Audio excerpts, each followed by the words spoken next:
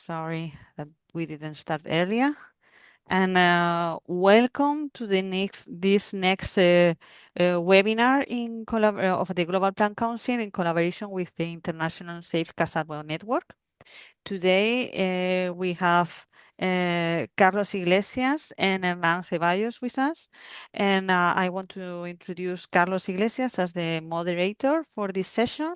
He's connecting from the North Carolina State University. And Carlos, the floor is yours. Feel free to start. Thank you, Isabel. And good morning, good evening, good night to people joining from all over the world. It's a pleasure for me to introduce my colleague and dear friend, Hernán Ceballos, who we have worked together for quite some time. Cassava is what unites us. Hernán graduated from Cornell University with a PhD, and he has worked in maize breeding at CIMIT, also as a professor at the Universidad Nacional in Colombia, and for 20 years or more as a cassava breeder at CIET and leader of the cassava program. Hernán is a leading expert in tropical crop improvement, but mainly in cassava. His impact include a lot of innovations that our breeders consider now on a day-to-day basis as breeding value-based parent selection, star mutations, rapid cycling, high throughput phenotyping, and protocols for induced flowering. His work has been recognized in different occasions, and he's been well published so far with a lot of peer review articles. Hernán, it's a big pleasure to give you the floor. And please post your questions in the chat or in the Q&A. I don't know, Isabel, is it Q&A and chat? No, it's both. Now you're muted, Isabel. Sorry. You can paste your questions in the Q&A tool. That's the preferred tool that we will be using. But as always, you can share your comments with everyone in the chat. Yeah, let us know where you're joining from in the chat, please. That would be great. Thank you so much. Go ahead, and the floor is yours. Thank you very much, Isabel, for your logistic support, and Carlos for your kind introduction. It has been a great adventure for us to work on cassava as a neglected crop. A lot of the novelty research we did was because nobody has done it before. I will be talking about the cyanogenic glucosides in cassava, but from a breeding perspective. And I apologize if I get into too much detail for the genetic improvement of cassava, but that is what the topic of my presentation is about. This is something that we have shared with Carlos for many years, and my presentation will focus on a general introduction to cyanogenic glucosides in cassava, and then concentrate in the possibility of breeding cassava for low HCN or glucoside cyanogenic potential, and a key question regarding if it is worth doing this work. So, regarding cyanogenic glucosides, I have I have used this reference from Mukumbira because it provides a general overview of relevant issues that are going to be visited during this presentation. We all know that cassava roots is a major food crop in Africa, and contains cyanogenic glucosides that might have toxic effects. Mukumbira mentions in their article that farmers and consumers can clearly distinguish cool from bitter cultivars, and cool cultivars are those whose roots are regarded as non-toxic regarding cyanogenic glucosides, and bitter roots are those that require traditional processing methods that typically are done by women. Interestingly, bitter cultivars are often preferred because of their toxicity provides protections against arthropods, pests, and mammals, which is widely regarded as an evolutionary advantage for cassava.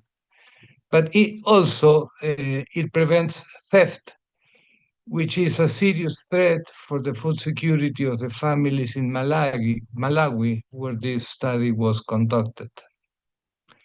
So farmers and consumers are very efficient distinguishing cool and bitter cultivars and are indeed fully aware of the potential risks associated with consuming bitter roots. Um, so,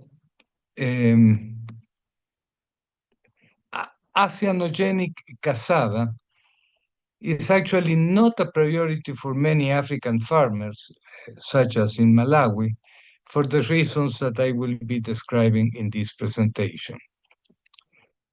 So, cyanogenic glucosides in cassava, we know that the high levels of cyanogenic potential work as a protecting shield against herbivory. And this is indicated, for instance, by the levels of cyanogenic glucosides in different parts, tissues of the plant. External tissue, such as in the leaves or the cortex of the roots, have much higher levels of cyanogenic potential than in the parenchyma inside the roots. Also, the concentrations are higher in leaves from young plants, but decrease with age. However, cyanogenic compounds have also been linked in nitrogen metabolism and as transport from the leaves into the roots. Interestingly, Ospina and co-workers published in 2023 a comparison of cyanogenic potential in different parts of the plants from clones in the Amazon basin in South America or the Andean region. And as you can see, the HCN levels in every tissue of Amazon clones are much higher than those in the Andean region. The reason is because in the Amazon, cassava is processed through fermentation and then preparation of cassave, which is sort of a cracker. And this processing effectively release cyanogenic glucosides, and the end product reaches non-toxic levels regarding HCN. On the other hand, the Andean region consumes cassava boiling it, and boiled cassava roots require low HCN values because of the bitter taste that it confers to the product. So here we have evidence that the way cassava is consumed strongly determines the relevance of cyanogenic glucosides in the peeled roots. And very interestingly for us, domestication has effectively selected cultivars with high or low cyanogenic glucoside levels according to the food product profile that we are talking about. And this is also recognized in the Malawi study that I had mentioned. This is important because it suggests that the cyanogenic glucosides is heritable. So, regarding breeding requirements, breeders are interested in key issues that make our work possible. First of all, the trait should be under genetic control, and genetic variability must be available to the breeder. Phenotyping for the trait should be efficient and reliable, and heritability should be at acceptable levels, and inheritance should hopefully be not too complex. So I will touch these issues in the following slides. Regarding genetic variability, in 2009, CIAT published an extensive screening of materials from the germplasm collection at CIAT, involving more than 4,000 genotypes. And the variation for cyanogenic potential was really very wide. Many land races or improved clones had lower levels than the safety threshold of 100 ppm, but then many land races and clones reach high levels of cyanogenic potential. So this study involved 4,050 genotypes. There was a very asymmetric distribution for cyanogenic potential in the population of sample studies, and the range of variation was very large, from 14 to more than 3,000 ppm. So we have wide and very available genetic variability for this trait. So this is the first requirement that breeders have. Then we need an efficient phenotyping. We can assess cyanogenic potential very precisely through spectrophotometer or HPLC approaches. But the problem of this approach is that usually the labs are far away from the field trials where the roots are harvested.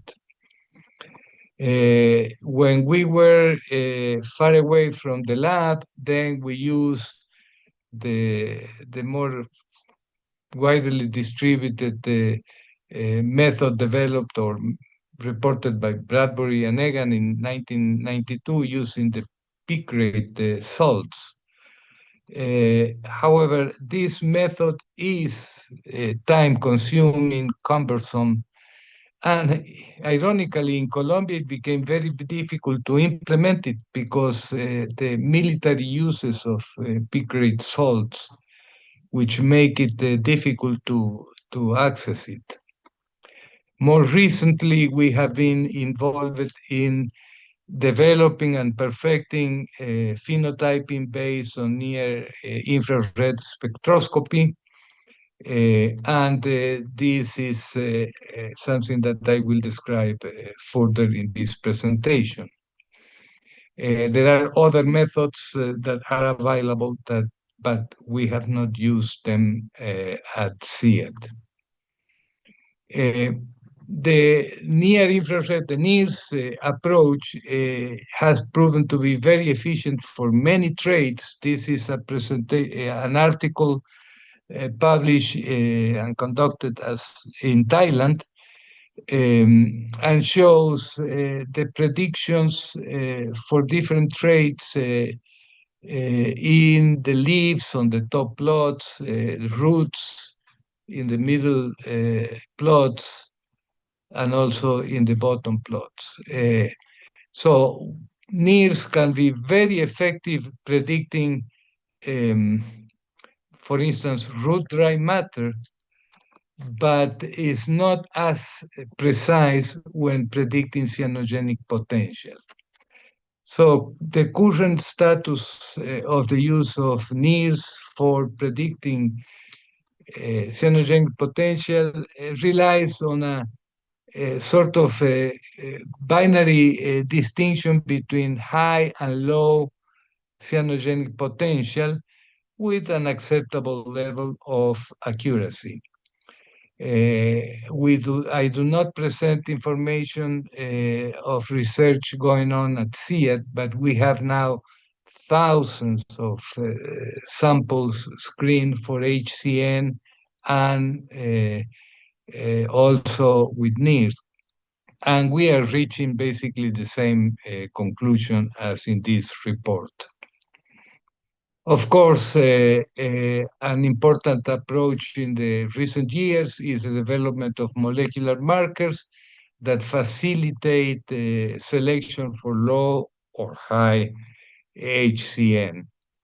And in this publication, also from Thailand, they report several QTLs in 4 chromosomes that can explain a considerable variation of the phenotypic variation in cassava roots. More importantly, from the breeding point of view, is the heritability studies that have been conducted. In general, broad sense heritability is low to intermediate, and as it is always the case, much higher within locations and studies across locations. Another Thailand study reports the results analyzing a biparental population between a low cyanogenic potential genotype called Hanati, which is a landrace I will be talking about later in my presentation, and Huibong 60, an improved variety. They are contrasting regarding the levels of cyanogenic potential, although that contrast is not that large. We could find higher levels of cyanogenic potential, as already indicated earlier in my presentation. So this is the data from a trial in Rayong location in the year 2008. This is the cyanogenic potential of Hanati with about 30, 40 ppm and of Huibong 60, more than 100. More interesting for us is this range of variation of the 100 progenies from the cross that indicates, including some transgressive segregants, that is, materials that have HCN values outside the range of variation of the 2 progenitors. And more importantly, the average of the entire population fell between the 2 progenitors. Similar results were observed in the following year, although the levels of cyanogenic potential that year were considerably lower, illustrating the impact of environmental factors on this trait. Again, the range of variation of the 100 progenies from the cross was similar to that in the previous year, in the sense that the average was between the 2 progenitors, and there were transgressive segregants. In a third evaluation conducted also in 2009, but in a different location, Lopburi, there was larger levels, larger variation between the 2 progenitors for HCN. And again, the segregating progeny had an average in between the 2 progenitors. These are very important data for us because it helps us predict what will happen when we cross different type of clones. So heritability for HCN is quantitative in nature and of low to intermediate magnitude. There is a strong influence of environmental factors, including age of the plant. and the average performance of the progenies fell between that of the parents, with transgressive values also observed. So, the key question for us is whether it is worth breeding for low HCN varieties. So, at CIAT, we have identified key product profiles that cover most of the uses of cassava. These product profiles identify key trade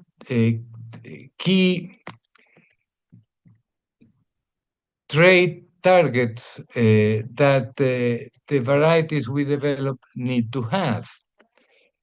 So these product profiles or pipelines involve the industrial uses of cassava for animal feed, starch, or processed materials for human consumption, such as curry in Africa. And a special pipeline to address nutritional quality related to carotenoids content and the fresh market for boiled cassava. These are the key pipelines of breeding efforts at CIAT in Colombia. However, the industrial uses of cassava is the largest and most dynamic market. Improved varieties are quickly and widely accepted. And this is so because few traits need to be addressed, just adequate fresh fruit yield, high and stable dry matter content, erect plant architecture. And in this pipeline, HCN is irrelevant. In fact, we might prefer high HCN because it prevents theft by people walking by your field. More important for the breeder is the varieties he or she releases have a large probability of being successful and adopted by farmers, as already demonstrated in Southeast Asia. Waxy starch is a high-value trait recently added to this pipeline. Regarding carotenoids content, it has a huge impact in reducing vitamin A deficiency and the tragedy that it means for many regions of the world. It is only justified in areas where vitamin A deficiency is very prevalent because high carotenoids has a negative association with dry matter content and sprouting capacity of the stem cuttings upon planting. And some of these target food profiles, such as curry, accepts that the varieties have high levels of cyanogenic glucosides. The fresh market for boiled cassava has very important features that I must mention. There are already excellent varieties which are available to farmers. The market for this particular trait is extremely rigid. People are very reluctant to replace existing varieties. There are tricks that women, when going to the market, will use to identify those varieties that have low HCN and good cooking quality. And changing that is proven to be very difficult. And breeding new varieties for this particular market is very difficult. And I will explain why. So, it is not necessary for me to highlight the importance of having low HCN varieties available to people because its impact on people's health is very serious. However, the problem is geographically and temporally very restricted. For instance, it is acute in certain countries in Africa and particularly severe, for instance, after drought. There are alternative approaches for dealing with HCN in cassava roots. Mankind has learned to cope with this problem for millennia, and we have developed proper processing methods that can largely overcome the toxic effects. And it's amazing the diversity of approaches to consume cassava, even using high HCN or bitter roots, where the toxicity is reduced to acceptable safety levels. I'd like to highlight here that, as the saying says, if you are a hammer, you see nails everywhere. So as a breeder, I might be tempted to say, yeah, I will solve the problem. We will solve the problem of cyanogenic potential in cassava by developing um, low HCN varieties. But we already have them, and there are alternative approaches to solve the problem. So as a breeder, I must use the available resources to do the work, which are limited, for solving the problems that do not have alternative solutions. Incidentally, this is a problem also that I can mention for those working on genetic transformation and gene editing for low cyanogenic potential. We already have varieties that have low cyanogenic levels. So the varieties with low cyanogenic potential should be desirable to farmers and consumers. Certain food product profiles prefer bitter roots, and as a breeder, I have to pay attention to this fact. The only food product profile that requires low HCN is boiling the roots. And how prevalent is this food product profile worldwide? I will answer these questions later. But these are the kind of issues that the breeders must take into consideration in answer this question. Low HCN should not have undesirable side effects. So HCN only prevents theft and mammal problems because already many insect populations have learned to cope with high cyanogenic potential. So there is actually no convincing evidence that a low cyanogenic potential will have trouble with nitrogen mobilization. So in general, we can conclude that low HCN varieties don't possess any particular problem. Release varieties should be better than those already available. And that is a key issue that I must mention because we already have a very interesting cultivar that receives different names in different countries. Manteiga in Brazil, where it originated, Valencia in Puerto Rico, in Costa Rica, or Hana tea in Thailand. This variety has low HCN, excellent cooking quality. It has fast cooking trait and good texture. And on top of that, has proven resistance to cassava mosaic disease. This is the variety that I can consume. For instance, in Spain, this variety is grown in Costa Rica and sold in Europe in paraffin waxed format.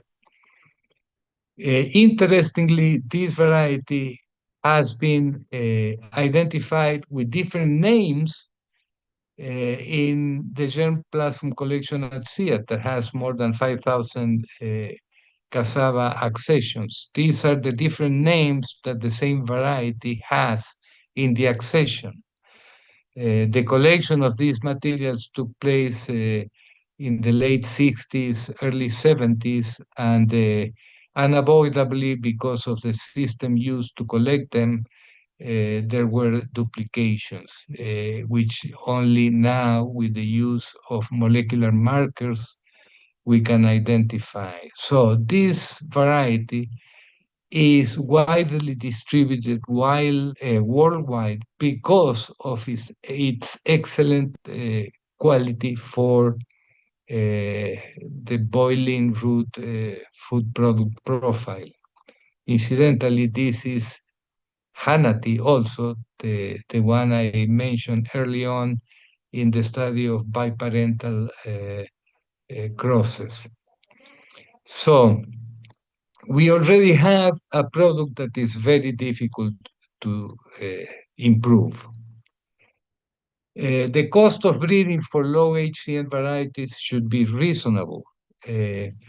And that is another problem because breeding for low HCN is straightforward and relatively easy.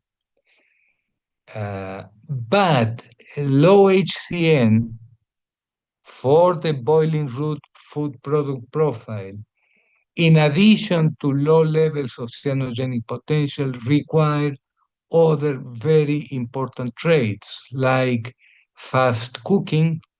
The roots might soften after 15 or 20 minutes of boiling.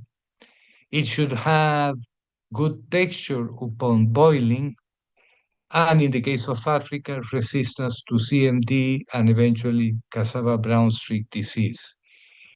Breeding and combining all these traits into a single variety is truly a headache. Only now we start to understand what fast cooking is about. And all these traits are highly affected by the environment, and it is indeed very difficult to produce something that will be better to that golden variety that we already have. Stable cooking quality, for instance, is a very elusive goal. If you harvest a cassava today, it might be perfect, but if you harvest the same variety 2 months later, the roots will be hard and even bitter. So, breeding for good cooking quality for boiling cassava is really very difficult. So I mentioned that I will touch how relevant this product profile is worldwide. In Asia, uh, most cassava is used for animal feeding and starch, and only a small part of cassava production is used for human consumption. And that need is already covered by Hanati, which is also present in the Philippines, in Vietnam, where some cassava is also boiled. In Latin America, we have a wider use of boiled cassava roots, uh, but we already have, for instance, Manteiga or Valencia, and also other varieties such as Chirosa in Colombia. So this Chirosa variety is very difficult to replace in Colombia because housewife will just do the trick of peeling, scratching the periderm of the or the cortex of the root to check the color inside, which is a trick passed by generations to identify what Chirosa looks like. So the point is that for Africa, this large proportion of boiled cassava roots, which by the way are really an estimate, a gross estimate from my side, could benefit from the introduction of manteiga into the African continent, which most likely has already happened. So, in summary, the toxic effects of cyanogenic glucosides, particularly as eliciting Conso disease, are restricted to East and Central Africa, uh, where it becomes a huge problem. However, these toxic effects can be reduced by quote unquote simple food processing approaches. I mention simple because they are indeed simple, but unfortunately, in some cases, particularly under war conditions, even cooking and boiling or producing gari is very difficult. But we have to keep in mind that HCN can be dealt with through processing. Also, we can deal the problem with breeding varieties with low levels of cyanogenic potential. So, as I mentioned, breeding for low HCN is easy and simple, and the GMO and gene editing is also feasible, but it needs to be combined with other traits that define the food product profile. So in addition to low HCN, we need other root quality traits that are indeed very difficult to address. Breeding for low cyanogenic potential in Asia and Latin America is difficult to justify because we already have excellent varieties and because of the reluctance to change. And in the case of Africa, to prevent Conso disease, before developing new varieties, we should really make efforts of introducing manteiga and, more importantly, producing and distributing planting material of low cyanogenic potential varieties that are already available in that continent.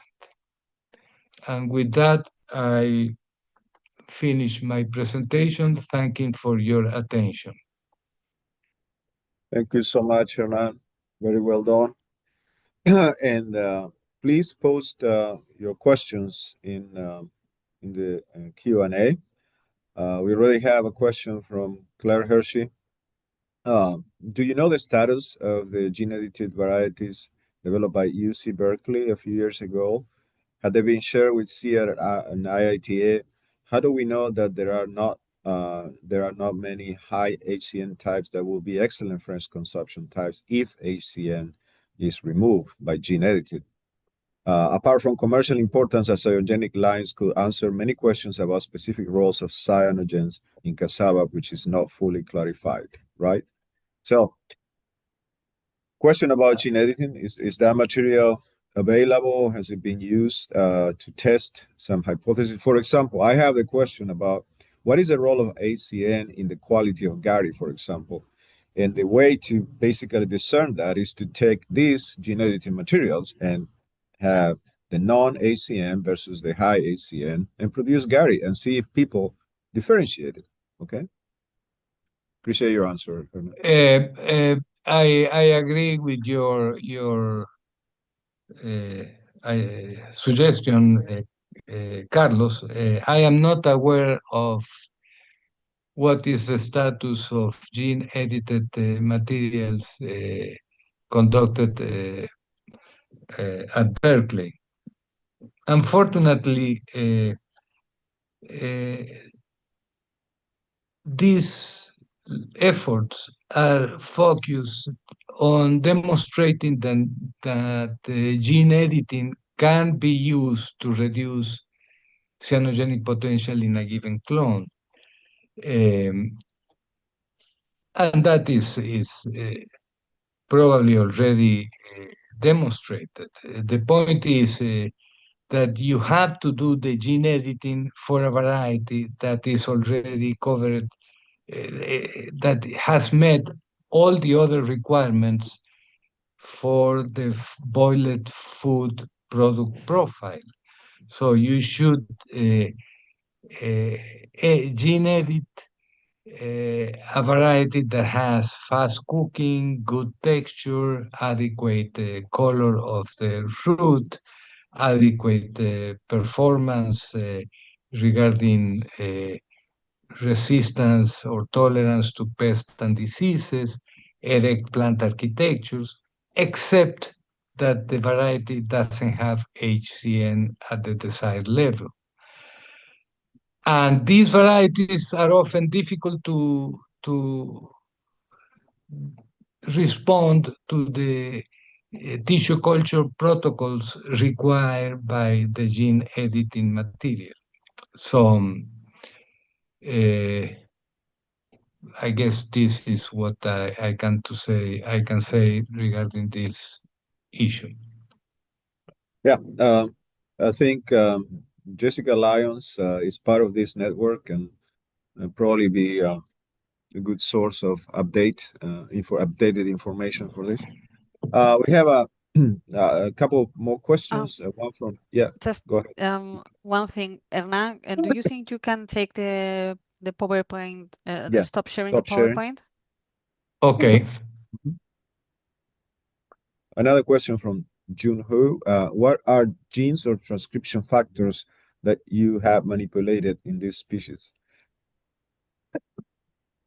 Sorry, could you repeat the question, Carlos? What are the genes or transcription factors that you manipulated in this species? I have no idea what we have done. Basically, we didn't do genotyping when doing the breeding for low cyanogenic potential, which was a restricted activity at CIAT. So we just selected for low cyanogenic potential, lately using spectrophotometer approaches, measuring HCN directly. But we didn't do any genetic studies and analyze transcription factors in our activity. Question from Refor. Are there any drawbacks to varieties with low HCN? Ironically and shamefully, the most important problem for low cyanogenic potential varieties in Colombia was theft. People will walk by your field and pull roots for a dinner. If the varieties are bitter, there will only one visit and people will not stop anymore. So people growing varieties for the industrial pipeline prefer actually bitter varieties for that reason. Right. Yeah, and in particular in war-torn areas is similar. Okay, it's an insurance. Okay, I always recall. I don't recall where. It must have been in Nigeria that we were evaluating different materials, and there was one low cyanide variety, and the lady really liked it. And then we asked her if she would adopt it, and she said, "No, no way, I would not adopt it." And I said, "Why?" Well, if I adopt it, my husband can take those roots to the market and sell it and use the proceeds to drink with his friends. And I know that he's not going to do that with the high cyanide varieties. This is just a quote, a reference that really taught me something, that how these things need to be taken into account when you breed materials. Okay, sorry. Another question from Darna Dufour. It's excellent presentations. The emphasis on breeding for the quality consumers prefer, including ACN, is crucial. Okay, so it's a comment. Okay, Thorkiel is asking, on poor soils in DRC, farmers cannot harvest the whole plant because the plants will not sprout after that. Instead, they often harvest a few roots at a time and they keep the plant over for several years. They want a variety that sprouts on the place the root was taken so that the plant keeps in its stability over time. What about this trait? Have any knowledge Uh, about it or not?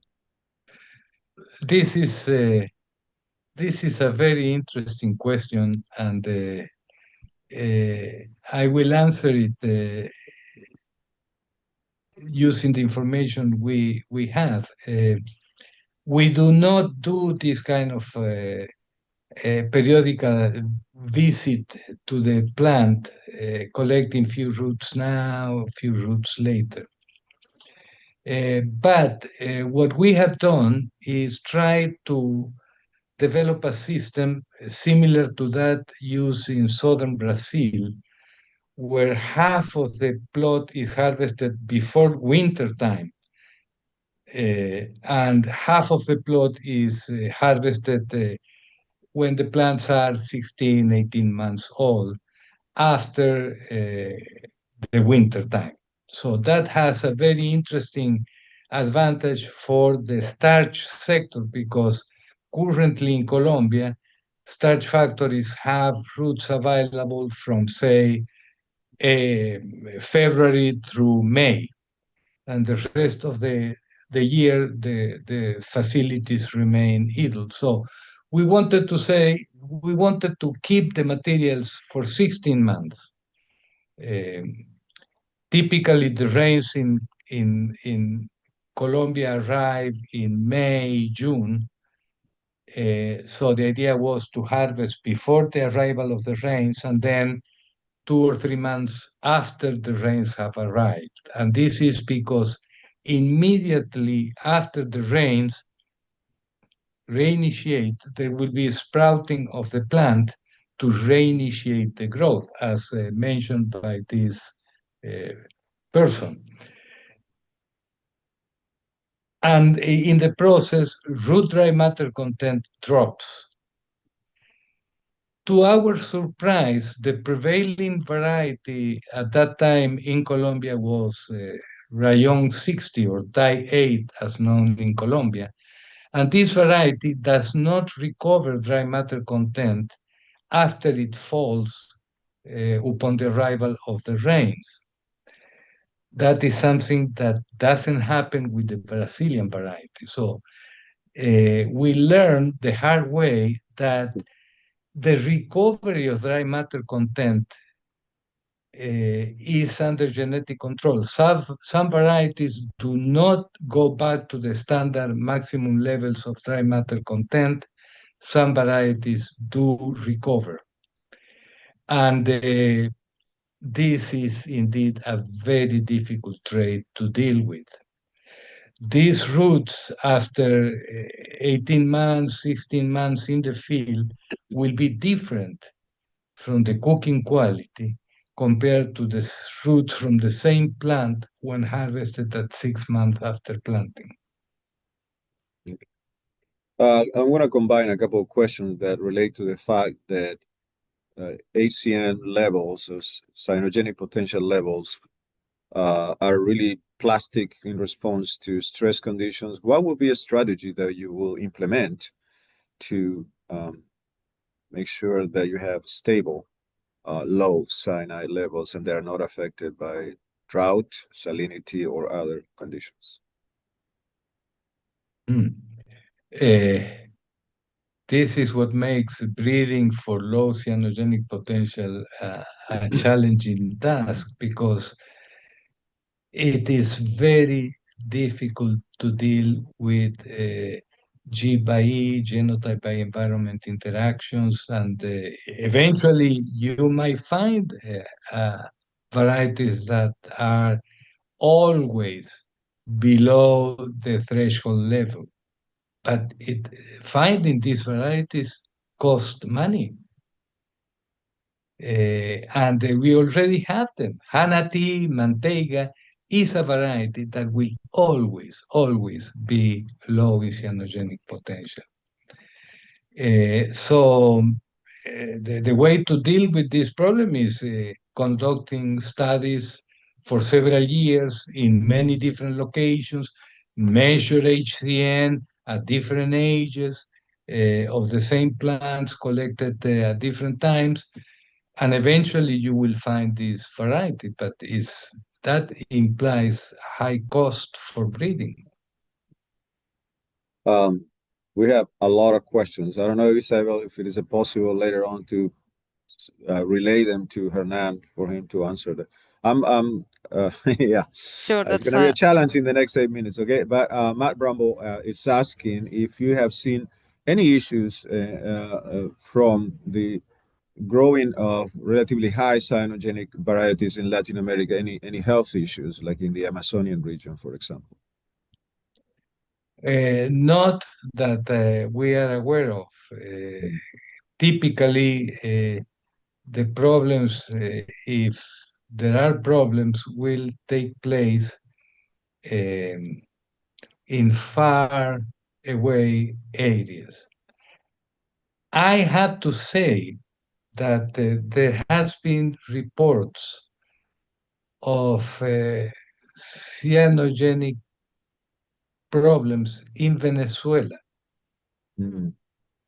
which I cannot confirm. This is something that was in the press, and the high cyanogenic potential was mentioned as a potential problem. I am not sure if it was something related, something like Conso, but there was a report a few years ago when Venezuela, ironically, was facing problems feeding people because of the political situation there. Okay. Yeah. Okay. We have a question here from Luis Duque. Have there been any studies between the relationship of the microbiome in the rhizosphere upon the level of cyanide in cassava roots? That is an interesting question. Cassava is a very promiscuous crop, and it interacts very easily with whoever can jump on board regarding mycorrhiza.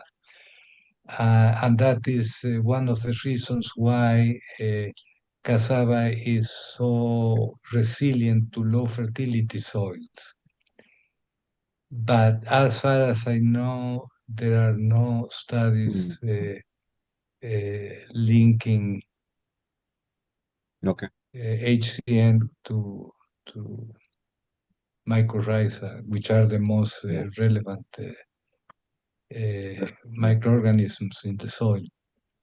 Definitely a lot of questions that need to get answered. Here's another one from Gideon Oyebori. Any relationship between cyanide or cyanogenic potential and post-harvest deterioration that you know of? No, that post-harvest physiological deterioration is another headache for cassava breeders. And by the way, this is a problem that we have because the roots are roots and not tubers. The tuber evolved to have a very stable quality when the mother plant dies, like in potato, but the roots are just meant to be part of the plant and connected to the mother plant as a source of energy. So all sort of traits fluctuate in cassava roots along with the age of the plant, whether it is attached or not to the mother plant. The only trait variables that had been linked to physiological deterioration are carotenoid contents that reduce to some extent physiological deterioration, and dry matter content, which is very unfortunate because low dry matter extends shelf life of cassava roots, but we want high dry matter content, and all high dry matter content tend to have high and quick physiological deterioration.